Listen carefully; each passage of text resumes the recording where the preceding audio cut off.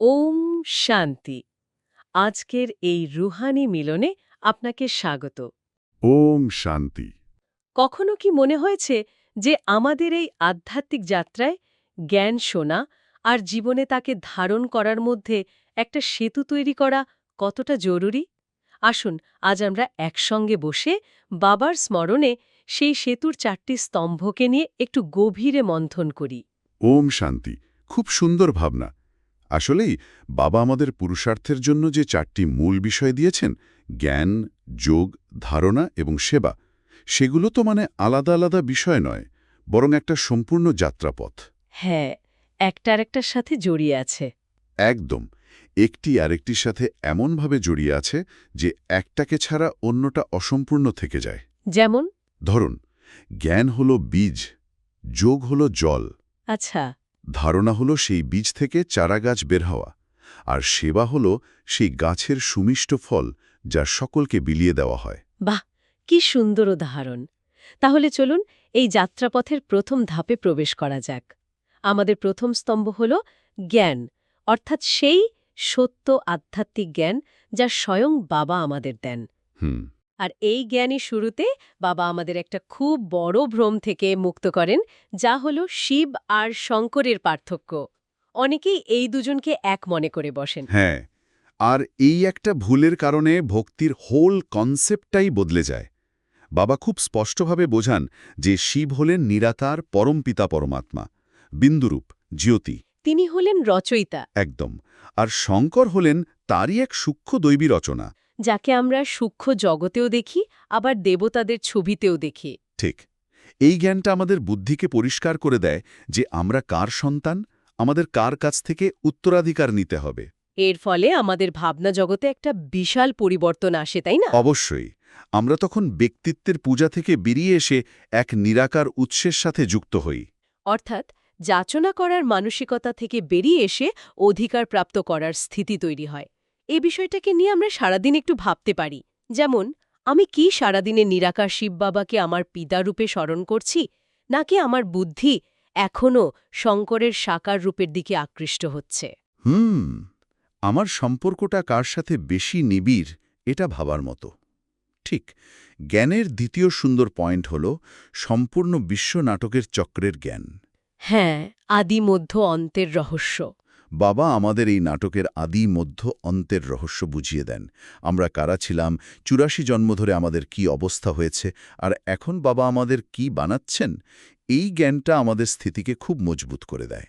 এই জ্ঞানটা শুনলে মাঝে মাঝে খুব ভারমুক্ত লাগে, তাই না? যেন একটা বড় নাটকের খেলা চলছে আর আমরা তার অভিনেতা। একদম। যখন আমরা বুঝতে পারি যে আমরাই সত্যযুগে পবিত্র দেবী দেবতা ছিলাম, তারপর রাজ্য হারিয়ে এখন আবার বাবার কাছে এসেছি। ভবিষ্যতের দৈবী রাজ্যের জন্য তৈরি হতে। হ্যাঁ, তখন বর্তমানের ছোট ছোট পরিস্থিতিতে মন খারাপ হয় না। একদম। তখন স্থিতি খুব হালকা আর নির্লিপ্ত থাকে, কারণ অভিনেতা জানে যে এটা তো একটা পার্ট মাত্র, আসল আমি তো এর থেকে আলাদা। ঠিক। এখান থেকেই আমাদের জন্য আরেকটা মন্থনের বিষয় উঠে আসে।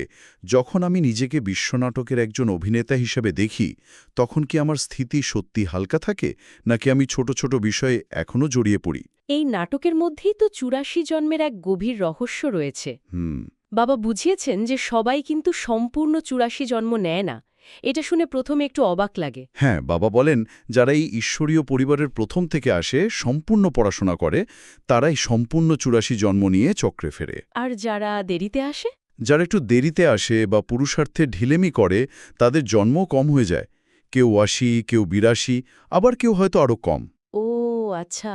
অর্থাৎ আমাদের পুরুষার্থের ওপরই আমাদের যাত্রার দৈর্ঘ্য আর প্রাপ্তি নির্ভর করে। তাহলে তো এই অন্তিম জন্মটা সবচেয়ে মূল্যবান।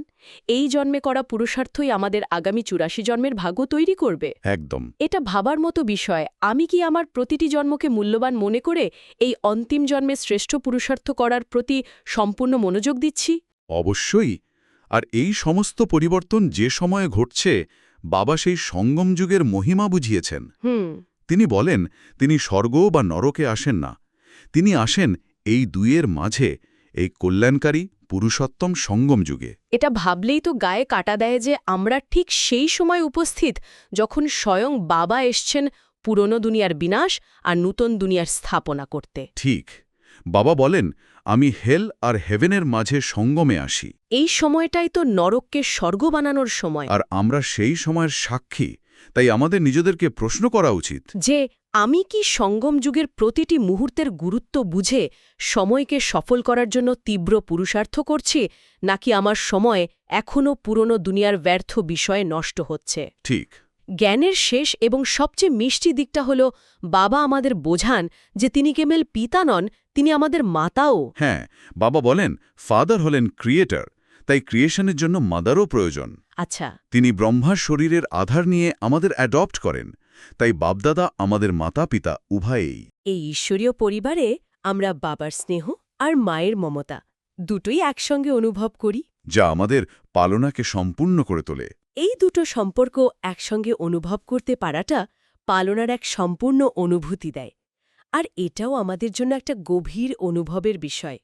আমি কি সারাদিনে বাপদাদাকে মাতাপিতারূপে স্মরণ করে তার স্নেহ এবং পালনার সম্পূর্ণ অনুভব করতে পারছি?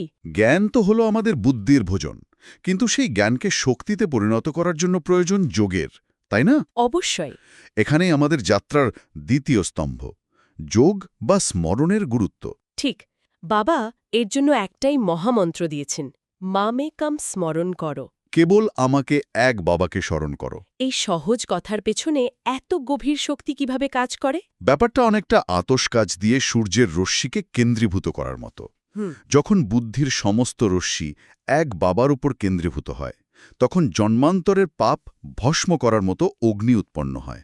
বাহ! এই একটি স্মরণের দ্বারা আমাদের আত্মার ওপর জমে থাকা বিকর্মের বোঝা শেষ হয়ে যায় এবং আমরা শতপ্রধান হয়ে উঠি। যোগী আমাদের আত্মার আসল ভোজন, যা আত্মাকে শক্তি যোগায়। তাহলে আমাদের ভাবার বিষয় হল, আমার সারাদিনের ব্যস্ততার মাঝেও কি মামে কাম অর্থাৎ এক বাবাকে স্মরণ করার অভ্যাসটি স্বাভাবিক এবং সহজ হয়ে উঠেছে? নাকি এটা এখনও একটা কঠিন প্রচেষ্টা বলে মনে হয়? হ্যাঁ। বাবা এটাও স্পষ্ট করেছেন যে যোগ ছাড়া আমাদের অবস্থা কেমন হয়। তিনি বলেন, যোগ না করলে তাকে পণ্ডিত বলা হবে।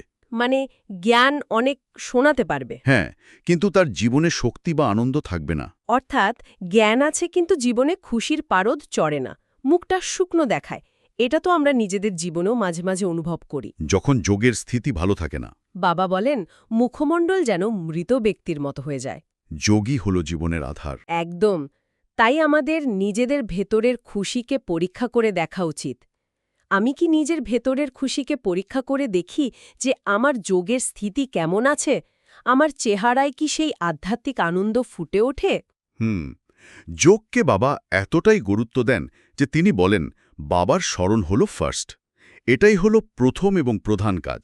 কিন্তু বাস্তব জীবনে তো কত কাজ থাকে, সেখানে স্মরণকে প্রথম স্থানে রাখাটা একটা চ্যালেঞ্জ হয়ে দাঁড়ায়। এখানেই তো পুরুষার্থের মজা। বাবা বলেন, স্মরণে থেকে তুমি যে কোনো কাজ করো, তাহলে সেই কর্ম অকর্ম হয়ে যাবে। তার কোনো পাপ পুণ্যের বোঝা তৈরি হবে না? ঠিক। স্মরণের দ্বারাই বিকর্ম বিনাশ হয়, তাই অন্য সবকিছু পরে, স্মরণ আগে। এটাকে প্রায়োরিটি বানালেই আমরা বাবার থেকে সম্পূর্ণ উত্তরাধিকার প্রাপ্ত করতে পারি। তাহলে প্রশ্নটা হলো, আমার প্রতিদিনের রুটিনে বাবার স্মরণ কি প্রথম স্থানে আছে, নাকি অন্য কাজগুলিকে আমি বেশি গুরুত্ব দিয়ে ফেলি? সকালে অমৃতবেলা থেকে শুরু করে রাত্রে শোবার আগে পর্যন্ত আমার স্মরণের চার্ট কেমন, এটা দেখা দরকার। তবে স্মরণের ক্ষেত্রেও বাবা একটা সাবধানবাণী দিয়েছেন। তিনি আমাদের ব্যভিচারী শ্রমণ থেকে মুক্ত থাকতে বলেন। এই শব্দটা একটু কঠিন শোনালেও এর অর্থ খুব সহজ। হ্যাঁ, ব্যভিচারী শ্রমণ মানে হল যখন বুদ্ধি এক বাবার স্মরণে স্থির না থেকে পুরনো দুনিয়া, পুরনো সম্বন্ধী বা দেহ পদার্থের দিকে চলে যায়। ব্যাপারটা আসলে খুব সহজ, অনেকটা দুটো রেডিও স্টেশন একসাথে শোনার মতো। ঠিক। আপনি কোনোটারই স্পষ্ট আওয়াজ পাবেন না, শুধু স্ট্যাটিক শুনতে পাবেন। হ্যাঁ, ঠিক তেমনি বুদ্ধি যখন বাবার মায়ার মধ্যে ঘোরাফেরা করে, তখন শক্তি জমা হয় না।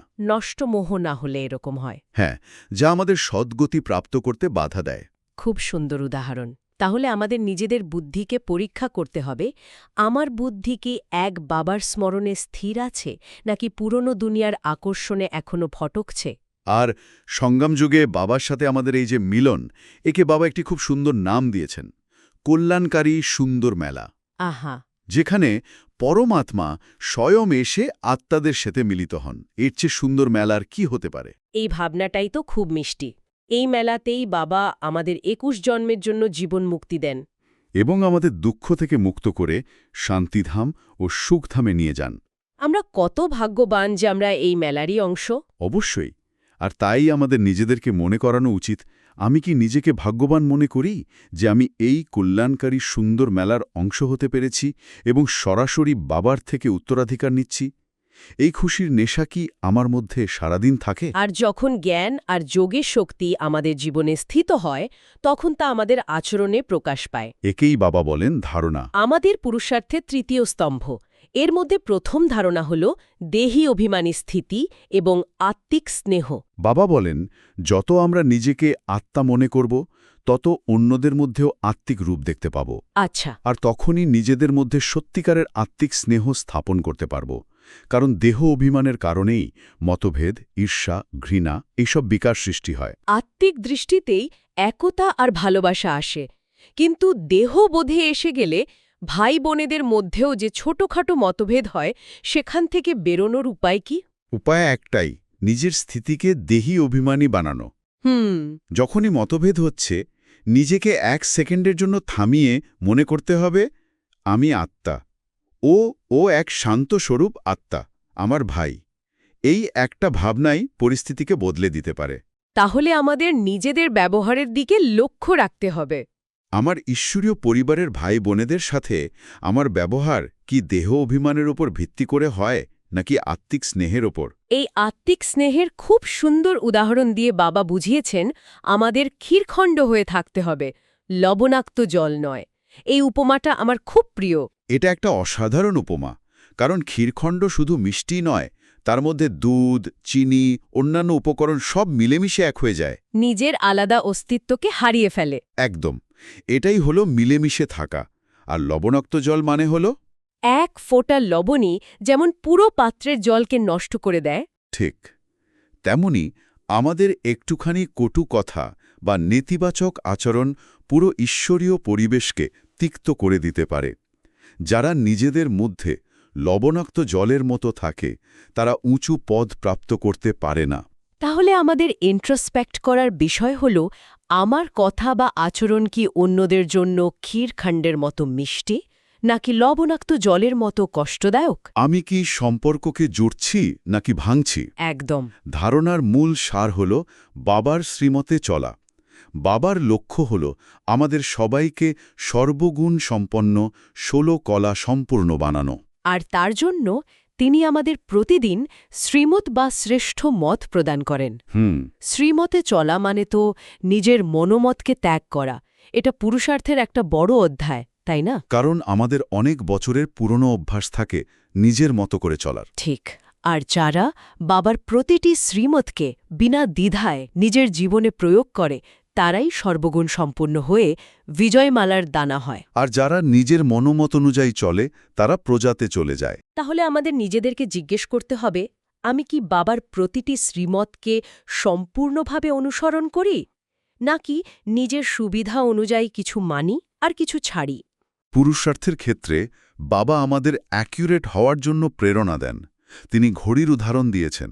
হ্যাঁ, লিভার ঘড়ি। হ্যাঁ, যেমন কিছু ঘড়ি, যেমন লিভার ঘড়ি খুব অ্যাকিউরেট হয়, তেমনই আমাদের পুরুষার্থেও অ্যাকিউরেট হতে হবে। সময়, সংকল্প, অমৃতবেলা, মুরলি ক্লাস, যোগ, সেবা সবকিছুতে। সবকিছুতে অ্যাকিউরেসি প্রয়োজন। যদি পুরুষার্থে ঘাটতি থাকে, তাহলে আমরা আনঅ্যাকিউরেট হয়ে যাই এবং আমাদের পদও কম হয়ে যায়। তার মানে এটা শুধু একটা রুটিন ফলো করার ব্যাপার নয়, বরং প্রতিটি কাজে 100% মনোযোগ এবং নিষ্ঠা রাখার ব্যাপার। তাহলে প্রশ্নটা হল, আমার জ্ঞান, যোগ, ধারণা এবং সেবা রুটিন কি অ্যাকিউরেট এবং নিয়মিত, নাকি এতে এখনও ঢিলেমি আছে? আর ধারণার একটা বাহ্যিক প্রকাশ হল আমাদের চেহারা। অবশ্যই। বাবা চান আমাদের ফিচার্স যেন সর্বদাই হাসি খুশি এবং প্রসন্ন থাকে। যেরকম দেবতাদের চিত্র সবসময় হাসি খুশি থাকে। আমরা যখন বিশ্বের বাদশাহী বাবার থেকে নিচ্ছি, তখন আমাদের চেয়ে খুশি আর কে হতে পারে? এই খুশির নেশা তো আমাদের চেহারায় সর্বদা থাকা উচিত। এটা কোনো জোর করে হাসা নয়, বরং ভেতরকার প্রাপ্তির ঝলক। একদম। এই স্বর্গীয় আভা দেখে অন্য আত্মারাও প্রেরণা পাবে। তাই আমাদের ভাবার বিষয়, সারাদিনে কি আমার মুখমণ্ডল খুশিতে ভরপুর থাকে, যা দেখে অন্য আত্মারাও বাবার কাছে আসার প্রেরণা পায়? আর যখন আমাদের জীবনে জ্ঞান, যোগ, ধারণা এই তিনটি স্তম্ভ মজবুত হয়ে যায়, তখন চতুর্থ স্তম্ভ অর্থাৎ সেবা স্বাভাবিকভাবেই শুরু হয়ে যায়। ঠিক। আর সেবা মাধ্যমেই আমরা বাবার হৃদয়ের আরও কাছে চলে যাই। বাবা বলেন, যারা মন, বচন, কর্ম দ্বারা সেবায় তৎপর থাকে তারাই বাবার হৃদয়ে স্থান পায়। সেবা হল বাবার আশীর্বাদ প্রাপ্ত করার সবচেয়ে সহজ উপায়। মনসা সেবা, বাচা সেবা আর কর্মণা সেবা। হ্যাঁ, মনসা সেবা অর্থাৎ শুভ ভাবনা দিয়ে বায়ুমণ্ডল তৈরি করা, বাচা সেবা অর্থাৎ জ্ঞান দিয়ে অন্যদের পথ দেখানো, আর কর্মণা সেবা অর্থাৎ নিজের শ্রেষ্ঠ কর্ম দিয়ে উদাহরণ তৈরি করা। তাহলে আমাদের দেখতে হবে যে আমি কি মন, বচন, কর্ম ৩ প্রকারের সেবার মধ্যে ভারসাম্য রেখে চলছি, নাকি আমি কেবল এক প্রকারের সেবাতেই নিজেকে সীমাবদ্ধ রেখেছি। বাবার সেবার ক্ষেত্রকে আরও বিস্তৃত করেছেন। তিনি আমাদের অলরাউন্ডার ওয়ার্কার্স হতে বলেন। অর্থাৎ কেবল জ্ঞান দেওয়া নয়। না, সেন্টারে সব কাজ, যেমন খাবার তৈরি করা, বাসন মাজা, পরিষ্কার পরিচ্ছন্ন রাখা, এগুলিও সেবা। অর্থাৎ কোনো সেবাই ছোট নয়, প্রতিটি কাজে বাবার স্মরণ যোগ করলে তা শ্রেষ্ঠ সেবা হয়ে যায়। এই ভাবনাটা খুব সুন্দর, কারণ এটা আমাদের ভেতরের অহংকারকে শেষ করে দেয় যে আমি তো শুধু জ্ঞানই শোনাবো। ঠিক। তাই আমাদের নিজেদেরকে প্রশ্ন করা উচিত, আমি কি যে কোনো সেবার সুযোগ এলে অলরাউন্ডার হয়ে তা করতে প্রস্তুত থাকি, নাকি আমার পছন্দের সেবার জন্য অপেক্ষা করি? সেবা করার সাথে সাথে আমাদের এটাও খেয়াল রাখতে হবে যেন আমাদের দ্বারা কোনো ডিসসার্ভিস না হয়ে যায়। এটা খুব জরুরি। কারণ সেবা যেমন পুণ্য জমা করে, ডিসসার্ভিস তেমনই বড় পাপকর্ম হয়ে যায়। যখন আমরা নিজেদের মধ্যে সেই লবণাক্ত জলের মতো ব্যবহার করি বা মতভেদে আসি, তখন সেবার পরিবর্তে ডিসসার্ভিস হয়ে যায়, এতে ঈশ্বরীয় কার্যে বাধা পড়ে। যা বাবার অপমান করার সমান। আমাদের ব্যবহারে যেন ঈশ্বরীয় পরিবারের মান-সম্মান বৃদ্ধি পায়। এটা খুব গুরুত্বপূর্ণ একটা সচেতনতা। আমার কোনো কথা বা কর্মের দ্বারা কি কখনো ঈশ্বরীয় সেবায় বাধা সৃষ্টি হচ্ছে? আমি কি এই বিষয়ে সচেতন? এই প্রশ্নটা আমাদের সবসময় নিজেদেরকে করা উচিত। বাবা আমাদের শ্রেষ্ঠ সেবার সংজ্ঞা দিয়েছেন। তিনি বলেন, যোগ্য তো তাকেই বলা হবে যে অন্যদেরকেও নিজের সমান রাজপথ পাওয়ার যোগ্য বানায়। তার মানে শুধু পথ দেখানো নয়, পথের সাথী হয়ে অন্যদেরও হাত ধরে নিজের সমান উঁচু পদে নিয়ে যাওয়াই আসল সেবা। একদম। কেবল জ্ঞান শোনানো নয়, অন্য আত্মাদের পুরুষার্থে সহযোগী হয়ে তাদের উঁচু পদাধিকারী বানানোই হল শ্রেষ্ঠ সেবা। নিজের মতো করে অন্যদের তৈরি করা। তাই আমাদের সেবার লক্ষ্য নিয়ে ভাবতে হবে। আমার সেবার লক্ষ্য কি? কেবল অন্যদের জ্ঞান দেওয়া, নাকি তাদের বাবার আরও কাছে নিয়ে এসে তাদেরও আমার সমান যোগ্য বানানো? আর সবশেষে বাবা বলেন, সবচেয়ে সহজ সেবা হল অন্যদের বাবার পরিচয় দেওয়া। ঠিক। সবাইকে বোঝানো যে ভগবান হলেন আমাদের পরম পিতা, আমরা সবাই তার বাচ্চা, আর আমরা একটি ঈশ্বরীয় পরিবার। ঠিক। তিনি আমাদের মাতাপিতা, যিনি ২১ জন্মের জন্য অসীম সুখের উত্তরাধিকার দিতে এসেছেন। এই সহজ পরিচয় দেওয়াই হল অনেক আত্মার কল্যাণ করা। এর জন্য অনেক জ্ঞান না থাকলেও চলে, শুধু হৃদয় থেকে বাবার প্রতি ভালোবাসা থাকলেই হয়। তাহলে আমাদের শেষ মন্থনের বিষয় হল, আমি কি প্রতিদিন অন্তত একটি আত্মাকে বাবার এই মিষ্টি পরিচয় দেওয়ার সুযোগ খুঁজি? আজকের এই মন্থন থেকে এটা স্পষ্ট যে জ্ঞান, যোগ, ধারণা এবং সেবা, এই ৪টে বিষয়ে একে অপরের সাথে ওতপ্রোতভাবে জড়িত। একটা স্তম্ভ দুর্বল হলে পুরো ইমারতই দুর্বল হয়ে পড়বে। ঠিক তাই। এই ৪টে স্তম্ভের ওপরেই আমাদের পুরুষার্থের ইমারত দাঁড়িয়ে আছে। জ্ঞান আমাদের দিক নির্দেশ করে, যোগ শক্তি দেয়, ধারণা জীবনকে সুন্দর করে, আর সেবা আমাদের বাবার আশীর্বাদের পাত্র করে তোলে। আজকের এই আলোচনার পর আসুন আমরা একটি বিষয় নিয়ে গভীরভাবে ভাবি। আজকের এই মন্থনের পর আমরা নিজেদের পুরুষার্থের ঘোষকে কতটা অ্যাকিউরেট করতে পারি, যাতে বাবার প্রতিটি শ্রীমত আমাদের জীবনে স্বাভাবিকভাবে চলতে থাকে এবং আমরা তার হৃদয়ের আরও কাছে চলে যেতে পারি। যদি এই স্মৃতি আপনাকে বাপদাদার আরও কাছে নিয়ে যেতে পেরে থাকে, তাহলে অনুগ্রহ করে এই ভিডিওটি লাইক করুন এবং অন্যান্য রুহানি ভাই বোনেদের সঙ্গে শেয়ার করুন, যাতে তাদের পুরুষার্থেও এটি সহায়ক হয়। ওম শান্তি।